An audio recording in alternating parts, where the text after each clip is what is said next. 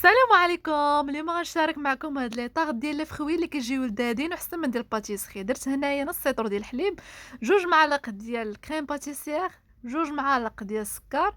من بعد ما عقاد ليا درتو فوق من ديك لاطاط اللي كتشريت قبل. زينته بحال هكا، درت 3 ديال المرصوات ديال الفريز، وواحد الدواره ديال الكيوي، و3 ديال الدوائر ديال الموز، وجوج مرصوات رقاقين ديال المونغ. بامكانكم تختاروا اللي بغيتو في الفواكه، كلشي كيجي لذيذ فيها.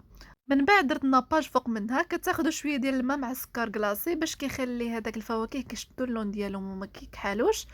جربوهم راه كيجيو لذاذ واحسن من ديال الباتيسري بألف درجه، وبالصحه والراحه.